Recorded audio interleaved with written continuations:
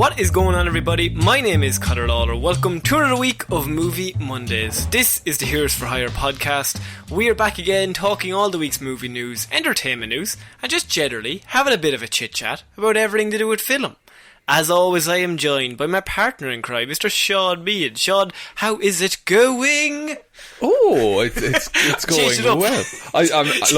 I'm not going to try and match you in singing ability. That's just not. I don't need that question answered. Nobody could. Freddie Mercury, shit compared to you, Conor. They said I should have been at Wembley. They said you were missed. They said, God, Conor, if you were around, Queen would have really taken off. Or born. If you were born, you would have been good that day. God, that was our one mistake, was wait until you weren't born.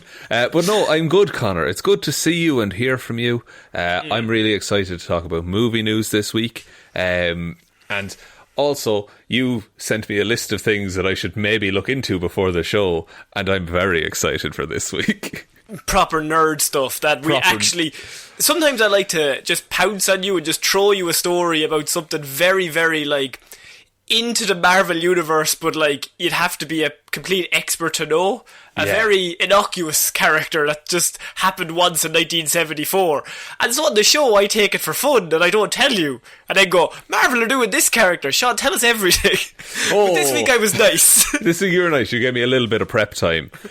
So we're going to be talking about some rumours, some confirmation things. If the news I read was correct, we've got some character announcements, basically. Yes, but we're starting, Shaun, at DC, because... okay, I'm going to go home for a while. By the way, I should say it's movie news, not just DC and Marvel, but they own cinema at the minute, so it's kind of the way it is, right? But we are starting in DC, and this is a follow-up, as a few years ago, a certain little movie was announced called Batgirl. And yes, DC were going to push heavily into doing that film. And then what happened was, there was one man behind it all, and that was Mr. Joss Whedon. Yeah. And since then, he's had a bit of a downfall. He's done some things. Yeah, he's been. There's been multiple people have come forward and said he did some things. He's a bad man. He's been reaping what he's sown. And, okay, that's fair enough. So that kind of fell off the cliff. That Batgirl was no longer in line that they thought. Joss Whedon he's a big name. And so his name was behind it, and it was kind of getting off the ground. And then all the stuff came out, and then it kind of just all collapsed. And so we haven't heard anything about the project since. But this week I have news, and that is that DC's Batgirl movie is back on, and has locked in the two directors from the biggest movie of last year, Shaun. That's right. Go on. Is it Phil Lord and Chris Miller? No. Oh. It's the other... these lads, they directed the biggest movie of 2020. Now, sounds good, doesn't it? It does sound good, but what was... the operative word there being 2020... Like, what Bad Boys for Life directors have joined as the Batgirl director. Now, we joke, and I started off with it. Yeah, we started off with a joke, but these guys are pretty talented. That is Adil El Arbi and Bial Fala, and they were the directing duo behind last year's hit action movie sequel, Bad Boys for Life #3. Yeah, not the third Bad Boys for Life movie, but the third Bad Boys movie, but it's for life in the title. It seems like we're not going to get into it, but it's a missed opportunity for everyone on board. Yeah, and I wonder what level of fuckery they're going to do with the Batgirl title. But it's just Batgirl 1. But they're just messing it up completely for no reason. Or Batgirl Redemption or something like that. like something already happened, but we're not quite sure. Batgirl Returns. Everyone's like, yes. From where? Where does she return? Alicia Silverstone? Is she back? Is she back after going into the Batcave? She's back in a big way. So they have been brought in to direct a new Batgirl film that they are planning, and they also have Christina Hodson writing it. And she is doing. She previously did Bumblebee and worked and co-wrote Birds of Prey. So And along with, she's also working on the Flash movie that is upcoming. So she's a very busy woman that she's involved in all of those projects in the last few years. Yeah, and this is something good. Like, they have a writer involved across multiple areas of the universe. That makes a lot of sense, because then characters can characters can be the same character in different films. Wouldn't that be wild? That's an interesting so you're saying character progression. So say a character, I don't know, Black Canary. She appears in Birds of Prey. So if she pops up in the Batgirl film, she might be played by the same actress in the same kind of vibe, kind of way. Yeah, but maybe the things that she learned in Birds of Prey could transfer over to Batgirl. Oh, fuck. So we've kind of gone with the character. Interesting thought. That's an interesting one. What you do is you make characters real, and then people will like them. So, no, look, we take shots at DC a lot because they're kind of all over the place. Frankly, they're an easy target and we're bad for doing it. This is true. We do like low-hanging fruit, but at the same time, they do have a history of just going, I'm all in on this direction, and then going, oh, look at that shiny thing. I'm all in on this new direction. Yeah. But also, this direction is still happening from previously. Like, the best way I can sum up DC is that, like, they absolutely have had a meeting in the past where they thought, what if we incorporated the DCEU into TikTok? They're just kind of feeling around, hoping for the best. They'll follow a trend. They'll just jump on whatever's hot at the minute and then drop it at the next opportunity. Now, the lead star for the Batgirl film has not been revealed yet. They don't know currently who will be playing Batgirl or Barbara Gordon. I think it is Barbara Gordon. They'd be mad to go Cassandra Cain or somebody if they're going to do a Batgirl film. Right straight first out. Right out of the gate, let's do Cassandra Cain. Or Stephanie Brown. Straight in. What if Kirsten Stewart? Oh, interesting. Because then you have the whole Pattinson thing going on as well. Confuse the whole thing further. Just everyone's like, they have to do the press tour together. No, but you see, Batgirl and Batman relationship, don't talk to Bruce Timm and Paul Dini, but it never works, Sean. I'm not happy with it whatsoever. Have you not seen the Killing Joke animated movie, Connor? Yeah, I have. That's what I'm saying.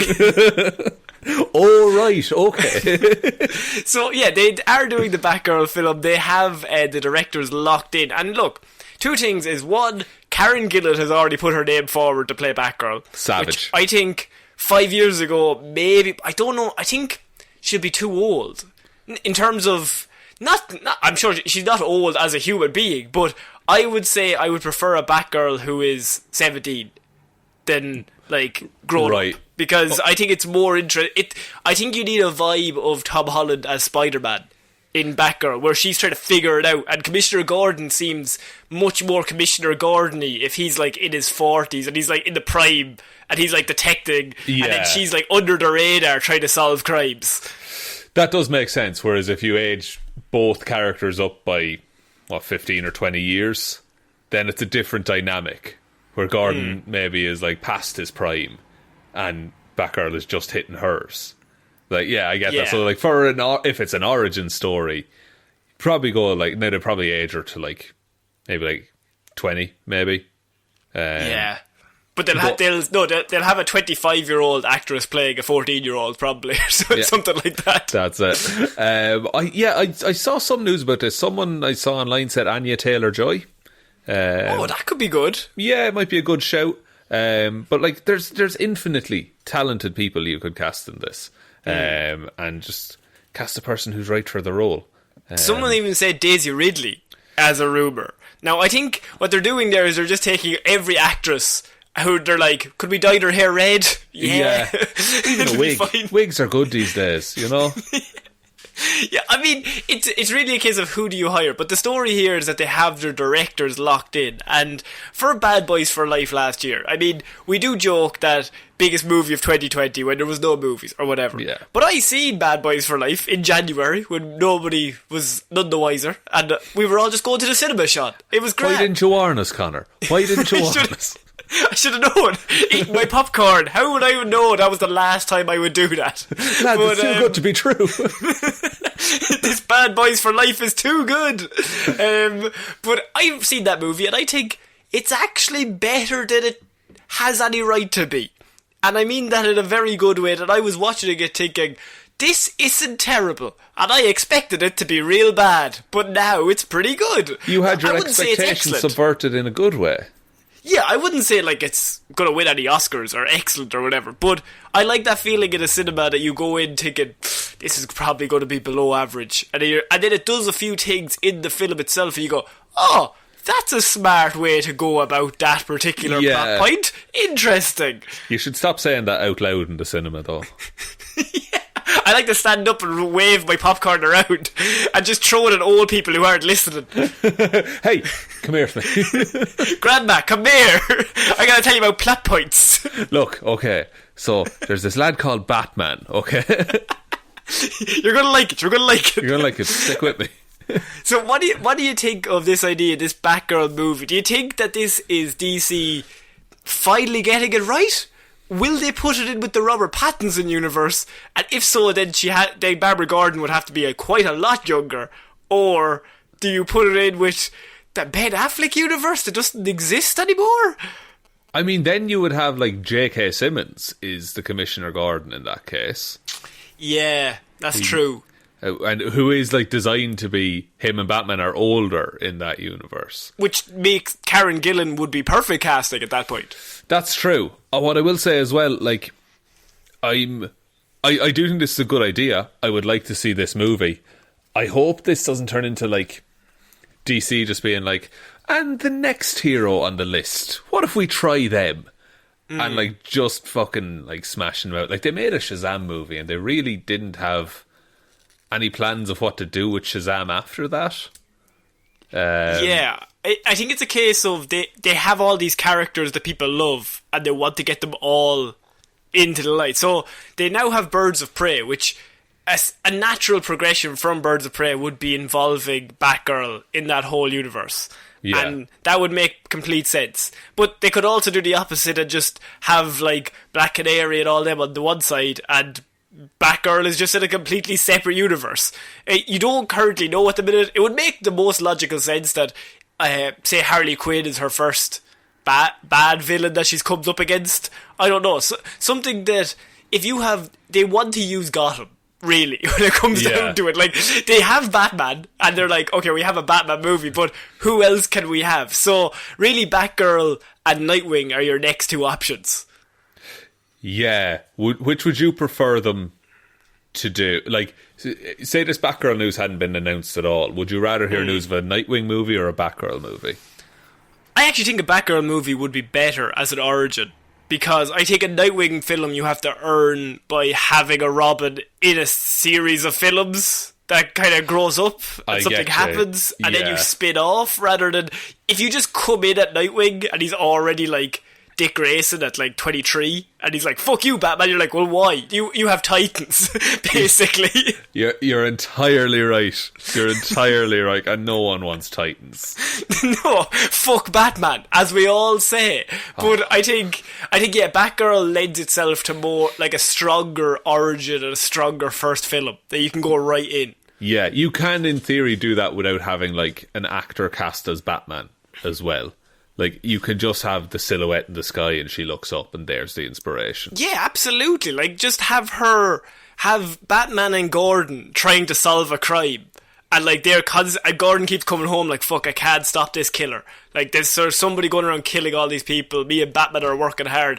And she solves it. Like, she's working completely by herself, just with, like, no weapons or gadgets whatsoever. But, yeah, she just has, like, her own wits. And that's she has Barbara Gordon smarts. Yeah, big smarts. I would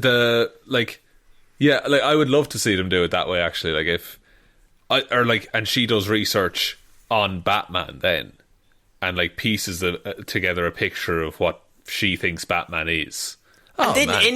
And then ended with Batman being like, I know that you're Barbara Gordon. Like, immediately. Like, he knew from the very start, because that is what Batman would do. He's like, who the fuck is this person in a cape going around Gotham? I'm going to find out everything about their life. But how can we tie this into maybe, like, The Dark Knight Returns at all? Can she have a gun as well? Can we just, what if Barbara Gordon just had a gun? Okay, we're going to have to move on. But yeah, that is pretty big news. They are doing a Batgirl film. It seems pretty locked in. They've got the directors, they've got the writers. I think in the next few weeks or the next few months we will be getting a casting announcement as well, and I think it's pretty set in stone that they're going this way. So I'm excited to see what they do. Yeah, let's keep our ear to the ground and our expectations sky high. That's always how you end up, not disappointed. So, Sean, we're moving on to our next piece of news, and I read this headline, and I knew for a fact that it was going to annoy you. But no. I don't know if outright annoy, but it's just one of those where it's going to leave you scratching your head, because they have a movie in development, Sean. Hollywood. They've come up, they've gone to the well, and they've thought, what do the people need right now? But what if I told you that what the people need is a Phantom of the Opera psychological thriller that is in development? That's right, we got a psychological thriller Phantom of the Opera movie coming our way. I'm not mad at this. Interesting. Look, to be fair, most of my knowledge of Phantom of the Opera comes from Simpsons and other TV shows referencing Phantom of the Opera in various ways. Not the 2004 film with Gerard Butler. No. Non-canon in my world. Yeah, okay. So I think this could be the definitive Phantom of the Opera for me. This could be my chance to finally understand Phantom of the Opera and all that entails. Like Cats. Yeah, but so your reasoning for this happening is Cats. No, Cats is like my justification for just fucking give it a go. Yeah. The worst it can be is Cats. It can't be any worse than Cats is a very good way to go about it. It can't be any worse than Cats. This would essentially be new to me because I don't know the story fully, so it's not technically a remake. Would you cast James Corden in this? Oh God. Oh no. He's the Phantom. Oh, no, he's not the opera? No, he's not the opera. He's the concept of music. Ooh, I don't know who I would cast as like a Phantom. Because the only person coming to my mind is Martin Prince Butler. In that one episode of Simpsons. Martin Prince. Are we casting Martin Prince, the fictional character? Yes. Confirmed. Okay. Look, give it a go. Yeah. It's not going to do like Endgame money, probably, but it'll do fine. No, I mean, it's a case of... I read this, and they're bringing out a lot of musical movies in the last few years, and I suppose Bohemian Rhapsody, Rocketman, they have a different vibe. Like, this is a book that was adapted to a musical, that was adapted into a film now, so it's kind of a different thing, and... You bring up Cats, and that's a good point, because that is the last one of these, really, that everyone has seen, and that did not go well. I just feel like no weird CGI with weird cat-looking people, and I think you should be okay. Yeah, which I again, have not seen it. Yeah. I don't think there's cat people in the Phantom of the Opera. I would be fairly sure that there isn't, no. No, like, what it does contain, one of the main moral teachings, is that love between two people cannot be forced, Conor. And maybe that's what they should take going into this film. These movies cannot be forced. Just leave it. Just leave it, or like, to be fair, just fucking make the book into a movie and just be done with it. Don't go mad. Don't get Jason Derulo as a weird cat man. Jason Derulo back in. I think so. Okay. What if it's Vincent D'Onofrio as the Phantom? Oh, God damn it, you brought me in. You know I love Vinny D. You know I love him. That's not fair. Vinny D. and Mr. Cox is playing... he's playing opposite. I think that'd be great. I think that would be class, yeah.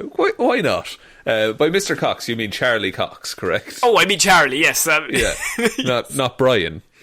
No, not Professor Brian Cox. No, actually, I would have them both play the character and just swap up every scene. Each one wearing a separate half of a mask. That's unreal. How would you know? You never know who's Charlie Cox and who's Brian. And you come up, and at the end they come together and they form a full mask. It's a different story, but I feel like it brings a little bit of us to it. What I said earlier about not changing the book, throw all that shit out.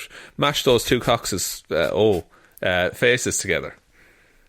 I think the idea is that they're not going to try and romanticise the relationship, but embrace, like, because they say it's a psychological thriller, they're going to go more suspense and horror, which I think would be a lot more fun to watch. Yeah, and like that's our kind of horror. It's not like gory, it's like weird and unsettling kind of. Yeah, so that is what Hollywood has lined up for us next. So that is our next big musical number following Cats. That is the opposite. Big Oscar bait as well. Oh, like the first one was Oscar bait. I'm pretty sure the first one won 2 Oscars. So they're going to go a different way. Okay, so they're going to win no Oscars by choice. Going to win Grammys instead. So, look, I'll give it a tentative C sharp. Well done. It's a musical. It's a musical. Comedy's hard, they say. You make it look easy. It just comes off the top of the dome. Off the top of the dome. We're going to cover a small piece of news here because last week we covered it in very much greater detail. But news, we have more casting in Knives Out 2, Sean. By God. That is the fact that everyone in Hollywood has been added to this movie in the past 2 weeks. The latest addition is Miss Kate Hudson. She has joined up for Knives Out 2. And your face was like, oh shit, that's a big get as well. They're all big gets. Like, there's no weak link. There's no little gets. There's no little gets. So, like, you called this as well, that they're just going to keep adding to this cast, like, presumably up until they're just going to announce it every so often just to keep buzz going, because it's free marketing.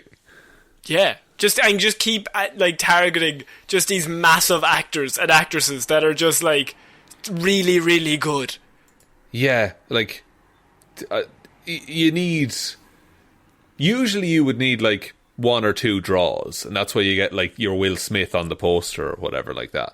But this, like, someone will be a fan of one, if not all, of these actors, and they'll go see Knives Out, or they'll watch it on Netflix.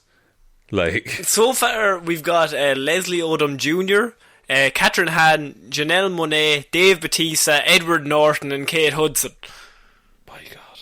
Like, also Daniel Craig. He's also in this. Oh, Daniel Craig returns, of course, of course. Yeah. So pretty good cast.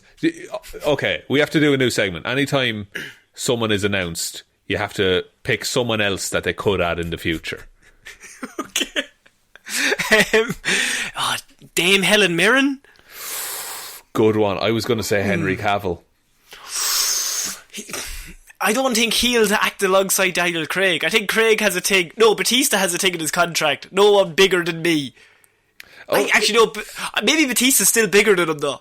I think Bautista is like broader. I think Cavill might be a little taller, but you're going to say Henry Cavill. I think I'm going to say Henry Cavill could be in it.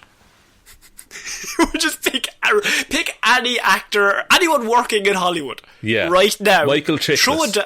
Michael Chiklis is coming back, right? We're going to throw a dart. I'd actually like Michael. I'd like to see Michael come back. I wonder what Michael's up to. What's he doing? What's he doing these days? I hope he's The Shield ready. Season 75. He looks like a friendly man.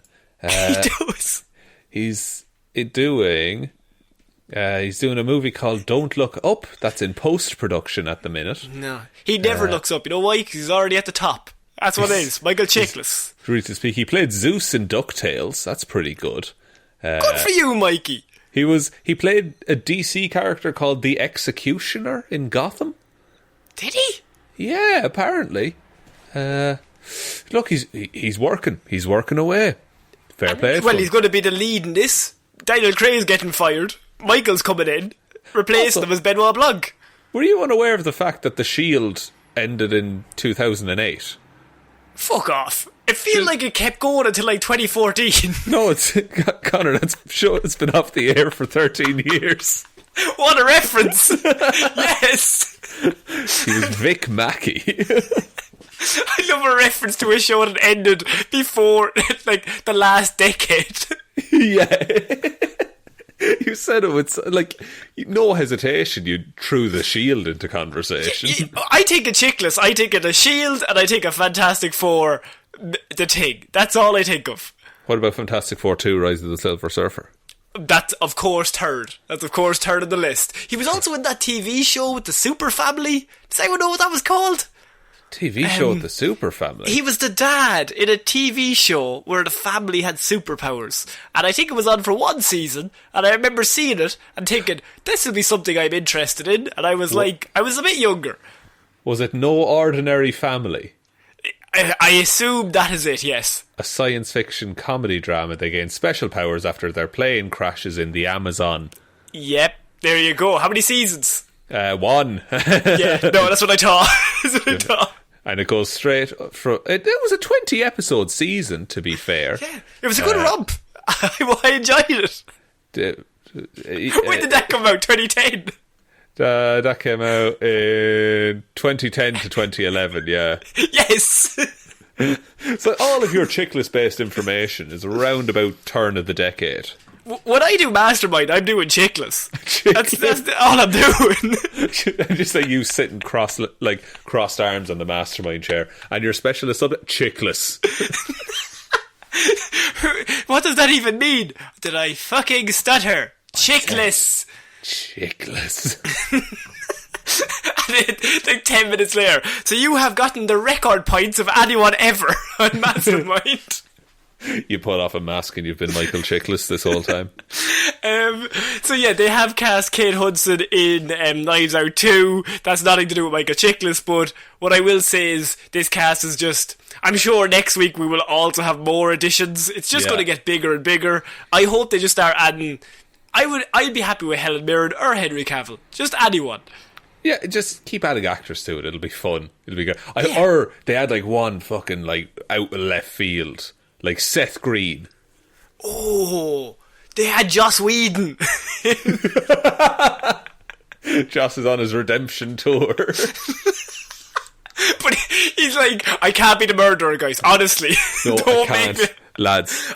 I don't need that PR. Just make me nice. Just play. Let me save a burning orphanage or something. So we're going to move on to our next piece of news, and this is something Henry Cavill is going to be involved in, Sean. Oh, I saw this. And that is the news this week that Henry Cavill will be Highlander in Lionsgate's reboot. Sean, what are your thoughts on this? It's very good cast. If I was to pick one like currently existing human who could be Highlander, like in real life, Henry Cavill would be like top 10 people. Yeah, it's also the Highlander reboot will be directed by the John Wick director. So he's coming in to direct this. By God, do you want to give a quick breakdown of Highlander for anyone? I mean, I feel like you might know more about it than I do, so I'm going to back yourself up. Right, so it's a big, like... It's essentially Mortal Kombat. So all of the best fighters in the world gather together and you fight to see who's the best one. And the first Highlander movie is fairly straightforward in that principle. But the second Highlander movie, they introduce aliens into the mix. I mean, I feel like that's the natural progression of any sequel. Yeah, because like now you're the best fighter on Earth. Now fight all these other fighters. And it's like, and that's when like, and it's like, I am the last one. That whole famous thing there that he says. Is there a Highlander 3? I don't know if there's a Highlander 3. No, it's a Highlander 2 is called The Quickening, by the way. Of course, because the death is coming faster. Quickener. Quicker. Fuck. It's quickener. It's much more quickener. It's much more quickener in my eyes. Look, I support Henry Cavill seems to be really into it as well. He posted a thing on Instagram and he had like whiskey and a book on Scottish warriors and all this. And then I think he commented like, "Oh, I have to find out how to wear a kilt." Yeah, and like get it properly done. I feel like Henry Cavill is the type he'll buy into this. He'll be great on the press tour. Also, He's involved in The Witcher as well. He's just doing cool stuff that he wants to do. Yeah, and he's like... I think he just likes fucking around with swords at this point. Yeah, and I think you wouldn't fuck with him if he had a sword. No, because he is... Did you ever wonder how many like actors are like lethally skilled in swordsmanship? Viggo Mortensen is a beast. Keanu Reeves would kill any man walking listening to this. Yeah, anyone who's listening to this, Keanu Reeves is probably trained to kill you. I don't know who you are, but he's probably trained. It's too late by this point. Like, just and he's ageless. He can't die. So I think Henry Cavill would be the type to follow in Keanu's in footsteps. And like you have an action role, and then you learn everything to do with like mastering the blade or the gun or kung fu. I'm just happy to see Henry Cavill excited about projects. Yeah, good. Let's keep this up. Do you think the world needs another Highlander, Shaun? I mean, I think this first one didn't do great. No, so they made a sequel, and that also didn't do great. So I think give it a try. I think it's more suited to come out now, like because epic medieval fucking. The whole thing is that they're immortal, so like battles take place through time. So you can do. Well, Mortal Kombat just came out. I mean, as well. Fucking, and what I say to that is, get over here. Oh shit! Oh, that was terrible. Just finish this segment. Finish this. Just get through it. Finish this. Very good. No, like I think the way battles and fights are done differs vastly from how it was done back in like the 80s, because it's not just a wide shot of two lads swinging foam swords at each other.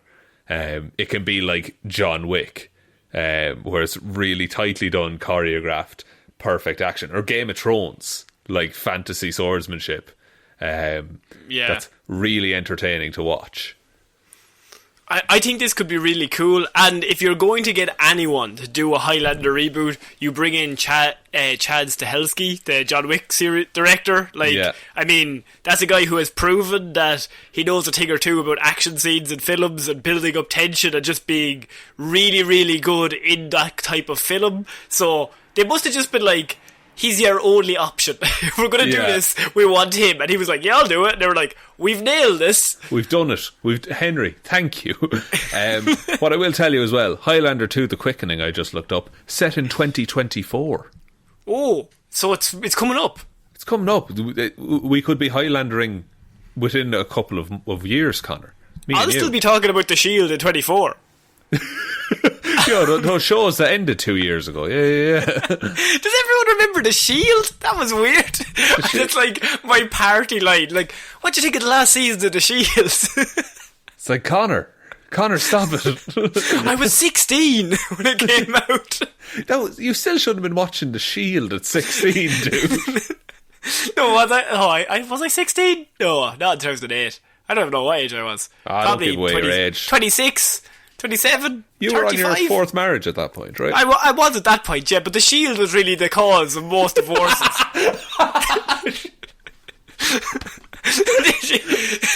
they were always just like, come on, can we go to the party? Not yet. Chickless is talking.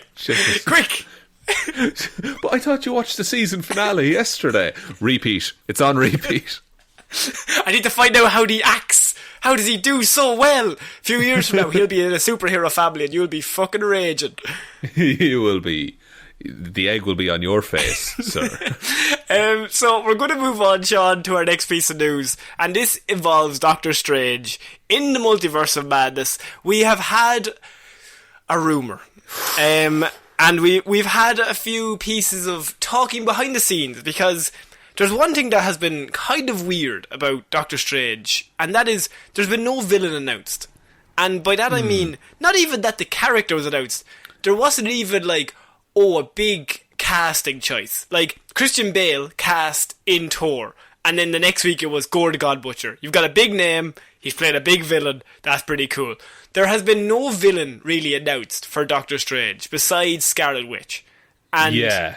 But we even kind of then- determined that, like, she probably won't be the main villain. She'll probably turn good halfway through. Yeah, who's the person behind the scenes doing all of this? Yeah. And so this week we have had a bit of a report that we may have finally come across a possible spoiler for Doctor Strange in the Multiverse of Madness. So feel free to skip this a few minutes if you want. I will. I'll just mute my microphone here. No, not you. You have to stay legally. But this is that the villain will be Shumagorat. Now, Sean, I have no idea who this character is, so I'm interested to see what the fuck the MCU is doing with this casting. Okay. How do I describe Shumagorath? Okay, so big tentacly eyeball, elder god. Okay? Interesting. Yes. So, there's these things in Marvel. They're elder gods or dark ones. There's a whole bunch of weird things that they're called. But basically, they're just fucking, like, concepts that existed before everything else. Shumagorath, they're all basically to do with chaos. Like, causing chaos in the world. They get all their powers from chaos. They can travel through universe, like they can cross the multiverse basically, and they can break down barriers between universes. Might be fairly key in the whole multiverse of madness. Can I in my description here, I have Gorath is damn near invincible, and is the ruler of nearly 100 alternate universes, Sean. That's interesting for a film that will be going, that is called The Multiverse. Yes, and, you know, again, we'll touch back on this, but also we do kind of have an inkling that the Spider-Man No Way Home could have some multiverse stuff. So it's possible that this could be an overarching villain across a number of movies. Which would this be also cool. brings up the issue that Doctor Strange is like god level powerful at this point. Like, so you need somebody who's batshit insane and super near invincible to face him, because it's the same problem with Superman. It's the same problem with, like, Martian Manhunter, if they did a film with him. It's a case of you have a character that is damn near impossible to kill, and Doctor Strange, the first one was easy because he's only learning, whereas now we've seen him in Endgame and Infinity War, like, he's at his peak, so you need a bad guy to match him. Yeah, and like Shumagorath might be that. What's interesting as well, one of the other dark ones, or old ones, or whatever you want to call them, is called I can't say Chthon. Chthon, we're going to say. Okay. Chthon is like king of the chaos gods, and is responsible for Scarlet Witch having her powers. Interesting. I feel like that is a mad way to go about it. I don't know if they'll delve proper comic booky into that's how she gets her powers, or that's the basis of powers in general and stuff like that. They could just introduce this as this is a really powerful god of all these different universes, and Doctor Strange and Scarlet Witch are fucking with the multiverses, and so he comes in and is like, what's going on? Yeah, like what? That, oh, okay. So maybe Strange knows about this because he keeps tabs on everything. So he knows that there's, you know, a god who has been maybe taking over hundreds of universes so far, has its sights set on Earth. He knows the god deals mainly with chaos magic, and he would definitely have heard at this stage about Wanda, and he would have put it together that, like, oh, she's the Scarlet Witch, the fucking channeler of chaos magic in the world. Yeah. Bet you she awakes this god. That, like, oh yeah, she wakes him up. Chaos energy. Yes, interesting, yeah. And what I will say is, normally these rumours that come with, like, yeah, okay, right, this is mad. And this is one of those that the character's so random, like Shumagorath, like, we don't really know much about it. And even us talking about it here, you're still thinking, like, would they go that way? Yeah, it's so fucking ludicrous. Like, it's ludicrous, but at the same time, it makes a certain level of sense, because this is a villain who is a multiverse villain. That he is someone that can travel between multiverses and is, like, overly powerful. Because you're dealing with Scarlet Witch and Doctor Strange here, so you need someone who can control the two of them, because there's not many fucking people left after that. Yeah, like those are like the two magic characters at the minute. Like you have Wong as well, and Wong is very powerful, but he's on, like, the other two are on another fucking level. And it makes sense that this is why we haven't heard any casting announcements about any villains. He's a CGI creation. You don't need to cast anyone. Yeah, and they don't have to have anyone on set, so there'll be no set photos of them. I would recommend, like, Google Shaun Meighan, because it's a nightmare. Like, it looks horrifying. I think it would be a good way to go, but I don't think that's a villain you can defeat. Like, I think they would just have to stave him off for a while, basically. Because you can't have these two characters as god killers. No, because then in the next one, what do you do? Yeah, exactly. You just need to keep pulling from the pool of chaos gods. One of the ways in the comics that Strange defeats Shaun Meighan is, like, he basically merges his soul with Shaun Meighan's and, like, takes over, but the effort, like, it kind of neutralizes both of them. So Strange is like a big sacrifice kind of deal. Okay, so this could be a way that they could also write out Doctor Strange. He makes the ultimate sacrifice. Or maybe you have to depower him or something like that for a while to get other things done. Yeah, it's just really interesting that this rumour just came up, but I was like, that's weird. But then I was like, it's starting to make more sense the more you delve into it. And if he's involved in all these different universes, he's got shape-shifting and levitation and altering reality as powers, like, you're bringing in Spider-Man, you're bringing in all these people, it would make sense that Scarlet Witch awakens him and he starts fucking with the timeline as a way to, like, fuck with them, or them and him in the same thing just fucks with the timeline for some reason anyway.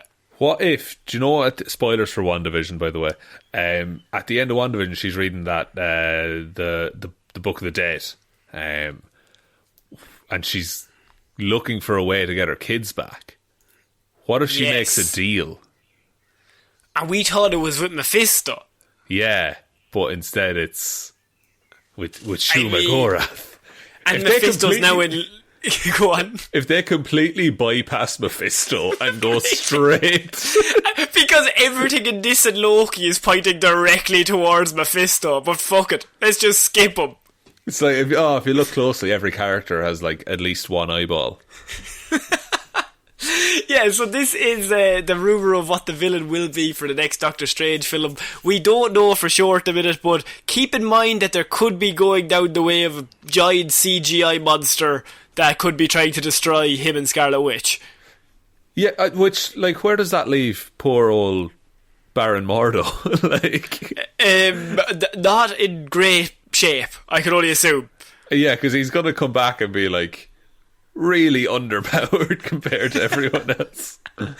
Oh, guys, what did I miss? Oh, I was busy killing innocent people. Okay, so we're going to move on from our Doctor Strange talk because, Sean, I have a thing that movies are doing that I know you love, and that is universes.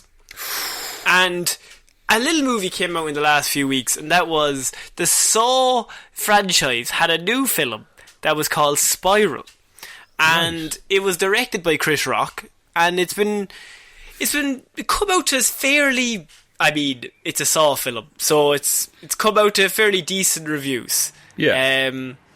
And sorry, the director was Darren Lynn Bousman. The Chris Rock was in it with Samuel L. Jackson. And what he has come out and said is that the Spiral director envisions a Marvel-style cinematic universe for the Saw franchises, Sean. Yes! Don't they already have that, though? Isn't there like 9 of them? Yeah, and they're connected. Like, it's the same dude for a lot of them. For a lot of them. So, what they're now planning is a Marvel-style MCU universe, but for Saw. This isn't the... But, like, that's a... But, like, Saw is a long-running franchise. Like, and things that happen in movie 1 are referenced in, like, movie 7. Like, they play into things. I think they're already there.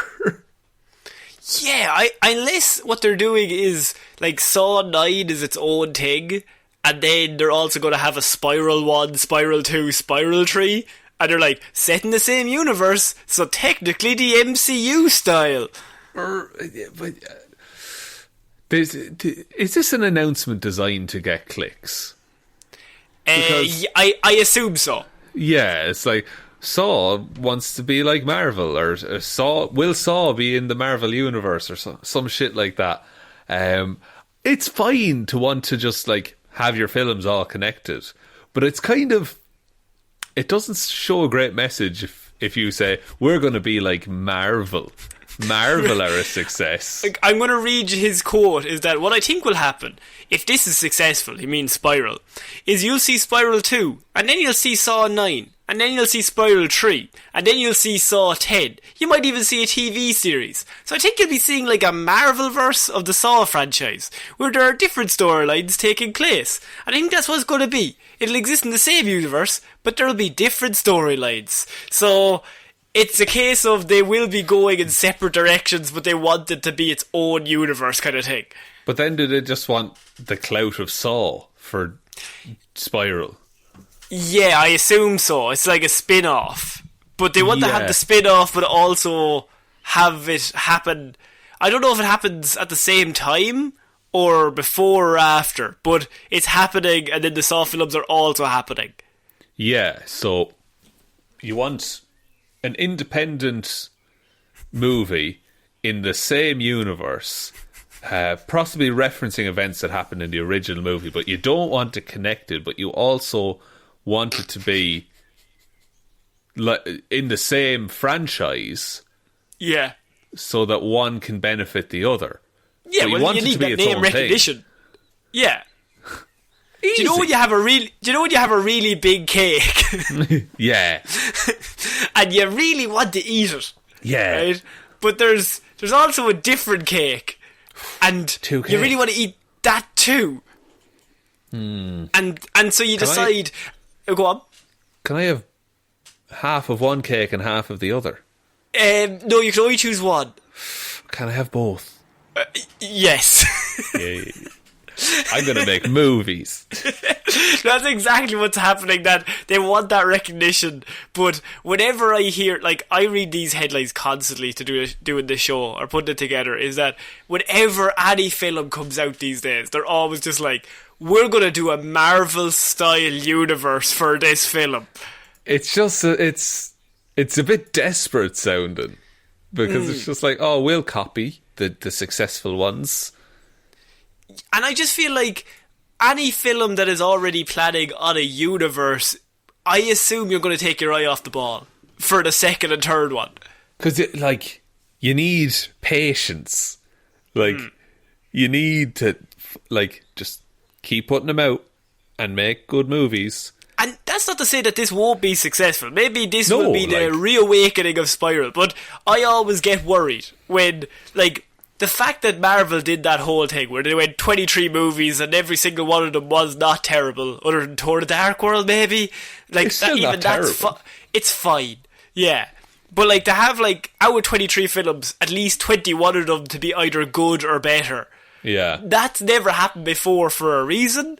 And they have Disney money, which is unlimited money. They have all the money in the world that they can do whatever they want. So when another studio comes in and says, we're going to do our own movies like that, it's kind of like, you should strive for that, but I don't call it out before you do it, I think. Yeah, keep that on the back burner.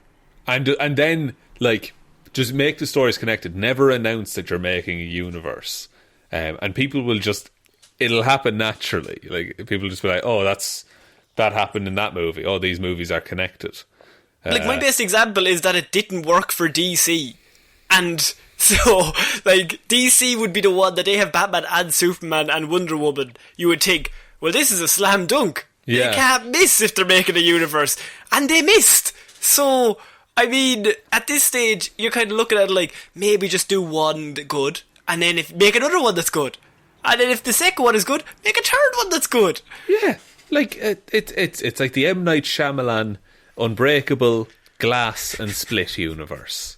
You know, Very similar to the MCU. Identical, I would say, in terms of quality. Big shout out to M. Night. Big shout out. Give it a go. Don't fucking, I suppose, ride on Marvel's coattails just for the sake of it. Yeah, I think so too. So we are ending this week with some Marvel talk, and it is finishing with a pretty big report that they are reportedly developing a 5th Avengers movie, Sean. Now, I know what you're thinking. They're doing a 5th Avengers movie. That's interesting. But it's going to be featuring the Midnight Suns team. Yeah. Now, this is going to be like a supernatural team-up movie. Sean, what are the Midnight Suns and why have I never heard of them? I thought I've mentioned the Midnight Suns a couple of times on the show. You have, but I was playing dumb to allow you to seem smart. No, Connor, we've talked about this. Next question, please. No, the Midnight Suns are a team in Marvel Comics that generally deal with supernatural or mystical threats. You usually have the likes of Doctor Strange and Wong. Some Ghost Riders are in there. Occasionally you'd have Morbius and Iron Fist. And the whole thing about them is that they're basically they're all people who have felt some level of damnation, I think is the way it's described. Like they've all suffered horribly in some way, and so they all get these brands, which like apparently is the most painful thing someone can endure other than like actual torture in hell. And so anytime there's a big mystical threat, they can all come together and fight it off, basically, because they're the best at dealing, because they live in that world. And so they're like the Dark Justice League, or Justice League Dark, basically. Yeah, they deal with the supernatural shit. Exactly, and they're a quote unquote team, but they don't necessarily like each other. It's just that the longer you ignore that tattoo or that brand, the more it hurts. So like if it goes off and everyone else goes and you're just there like, nah, I don't feel like it, a day later you'll be in absolute agony. And so the rumour is that Marvel are developing several team-up and crossover films, including Young Avengers and Dark Avengers or the Thunderbolts, as well as a new entry into the main Avengers series, which will feature the Midnight Suns. Now, the Midnight Suns team that they're hoping to consist of Doctor Strange, Benedict Cumberbatch, Scarlet Witch, Elizabeth Olsen, you've got Blade, nice. played by Mahershala Ali, and you now have Moon Knight as well, being played by Oscar Isaac. Ooh, and so the team would be Doctor Strange, Scarlet Witch, Blade and Moon Knight. The report also states that Ghost Rider, Hannibal King and Hellstrom would make appearances in the film, with the Johnny Blaze incarnation of Ghost Rider rumoured to be making his MCU debut in Doctor Strange, which we discussed last week. Yes we did. That's a very comprehensive list for such a rumour. Like, I guess, and surely the bad guy is Mephisto. Surely. yeah, and then probably like adapt the King of Hell storyline. We talked about this in the Ghost Rider Hero Zero. Basically Mephisto attacks Las Vegas and Ghost Rider becomes the new King of Hell in his place. Get elements from that probably. Maybe don't have Ghost Rider be King of Hell in his MCU debut. No, I wouldn't say so, but I think a case of if you have the Midnight Suns and they're like a supernatural division of the Avengers, and so like if you have Mephisto, you're not going to run in with Captain America. Like, you're obviously going to send Doctor Strange first. He's going to be able to solve that a lot faster than punching him until he dies. Because every time you try to punch him, you're just going to end up in hell. So what's the point? Yeah, you're fighting a losing battle there. So get the people who are right for the job. Like, they're just opening up more stories that they can tell, basically. Having Blade in the MCU implies the existence of vampires in the MCU. Yes, and so Morbius could be coming in as well, Sean. Connor, they could do Avengers versus Dracula. They fucking could. At that point, I feel like cinema will have died, but it could happen. But like, and then we'll get our favourite Moon Knight comic panel of all time. Oh, yeah, where are you, Dracula? Where are you, Dracula, you big fucking nerd? Give me my money. Yes, Moon Knight. I want to see Oscar Isaac saying that. No, but I think a team like Benedict Cumberbatch, Elizabeth Olsen, Mahershala Ali, Oscar Isaac, that's a very strong four to go up against anybody. It really is, especially like it's nice that as well that they're pairing up Scarlet Witch and Doctor Strange in more things, because it's a natural progression. Yeah, like she would absolutely evolve on to be like, oh, any magical threats should probably be dealt with by magic, ideally. So I like that they're doing that. Especially with the Blade film coming out as well, and now you have the Disney Plus series with Moon Knight. You could introduce all of these people, so by the time the team up happens, everyone knows everyone. And you're coming into it with, like, Doctor Strange and Scarlet Witch have several movies behind them. We've seen a massive character progression from the start to where they are now. And then you've got a Blade film where I'm sure he comes in and he learns some. Moon Knight series comes in. They're kind of newer, so you can kind of have more interesting stories with them and use Scarlet Witch and Doctor Strange as like the anchors of the team. So like Moon Knight could go off and do something fucking mad, and they're just like, we kind of trust them more because we've seen them for so long. So if you have a separate team of Avengers, I think an audience will be more likely to buy into it if we see Doctor Strange and Scarlet Witch. We're like, oh yeah, we recognise them from the other team. Oh, you're having a split-off supernatural team. That's cool. That's cool. I like that. I will watch that with all of my money. Yeah. I can't wait for, the big endgame shot of every Avenger. That's just there. I can't wait for the next one of those. It's going to be so big. It's going to be so big, and they're going to be so weird at that point. Yeah. Because Marvel, all comic books are all weird. There's like, for every like 3 good characters that we recognise, there's one batshit insane one that they threw stuff at the wall to see if it stuck. So they could go as deep as comic books and just keep throwing random people into this stuff. Yeah, and just see, and some of them will become like surprise fan favourites probably. Yeah, and then some of them that you think will do well, or people are like, I don't like them, take them out. Take them out, get rid of them, and then they're dead next movie. Now, this is not confirmed officially by Marvel yet, but I mean, it does go along with everything we've heard in regards to the multiverse of madness, and you've got everything to do with, like, just, it's going a lot more magical, and if you have a team in the comic books there that already has Scarlet Witch and Doctor Strange, like, they're already teamed up. Let's have a brand new team and introduce these characters that we're already introducing. Yeah, like the situation we have now is not so much like, oh, there's rumours coming out. It's that all of these rumours kind of connect in a very logical way. And I, I'm not mad about hearing them. I'm like, no, that would be cool. I would enjoy seeing that. But again, I think we do need to keep our expectations in check. We all had the WandaVision experience where we thought one thing and another thing happened.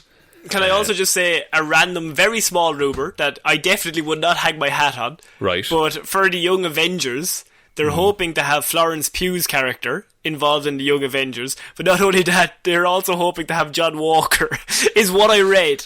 So I was like, Big John! John is back in a big way. He's training the kids. I can only assume he's the leader, and I think that would be hilarious. The leader of the Young Avengers? Yes. Not the Dark Avengers? That he's no, Young Avengers. That's fucking ridiculous. He's fucking 35. Or maybe it's the Dark Avengers. Throw him into one of the teams. I don't even mind. He can lead anything. He can lead the Midnight Suns for all I care. I just want that character in more things. Doctor Strange out. Big John Walker in, and he's trying to do magic and he can't. So he finds a serum on the floor and he just fucking hoofs it into himself. So yes, that is our latest Marvel news, Sean. They are hoping to do you think this is a great idea for Marvel or a bad idea to go diverting from what's working? I think it's not brave. It's fucking making movies. I think it's really interesting. Like, if anyone can make it work, you would think it would be them. If it doesn't work, it's going to be really interesting to see why. Whether it's like audiences just don't like magic, or the movie was no good. Like, if it flops, I would love to know why. Because on paper, this is a great idea. Yeah. And also, I'm sure they're doing the Eternals as well. So it's all based on all of this stuff that if the Eternals works, well, Jesus, let's try Doctor Strange. Oh, that works as well. Fuck it, let's try this. Sorry, Connor, what are the Eternals? No, that's not the base. How's it feel? How's it feel? You know I don't know, Sean. That's why I always ask. I explain it so often. I don't listen. So Sean, that is it for this week's Movie Mondays. Would you like to take us out? Yes, thank you everyone for listening to this episode of Movie Mondays. We will be back Wednesday with Weird News Wednesday, Friday with Hero or Zero, and then next Monday with another episode of Movie Mondays. Big thanks goes out to everyone who supports us over on Patreon. That's patreon.com/Heroes for Hire podcast. Everyone who supports us over there, absolutely amazing. We do have the game of shout outs on the show. So big thanks has to go out to everyone. Also, you can change your name to whatever you want. That's something I'd like you to bear in mind as I read through these. So I, Shaun Meighan, being of sound body and mind, do hereby declare that I do bequest all my worldly possessions to one Conor Lawler. Yes! That is so nice. When are you going to start reading the Patreon names? Oh, no, because that's why I prefaced it with... No, yeah, but you didn't start the Patreon names. That's really nice. That's so nice to do it at the end of the show as well. No, I didn't know. Also, Waffles made me say that. How do you bequest nothing? You can get all of my comic book. Yay! Thank you also goes to Ciara Lawler, David Clarke, Ed Ball, Joe, ratemyhemsworth.com, click rate, click Luke, refresh, repeat, never give up, Hickok didn't, Bernie, Ray, my father is a women's rights activist, not my mum, dad wouldn't allow that, Ging, Róisín, Schrödóisìn, Hally, Ryan, Satron Paint, Evanson, Sean, Bone, Jamieson, Dominic, Jessiah, Florida Gal Green, Anna, Maureen has the fry on Hjelmroos, Lil Dicky I'm in a glass case of emotions, McGrew, and Danny McLaughlin. Thank you all so much for your support. Really do appreciate it. Head on over there if you want to get access to extra shows and things like that. Other ways to support the show, there is a merch store link down below if you want to get some t-shirts or hoodies or anything like that. Twitter, we're at Heroes for Hire Pod. Facebook, it's Detective Divilment's discussion group. Instagram is Heroes for Hire Podcast. Or you can email us, heroesforhire_@outlook.com. But the most important thing is to just tell one human being that we exist. Just the one, please. And I think that's about it, Connor.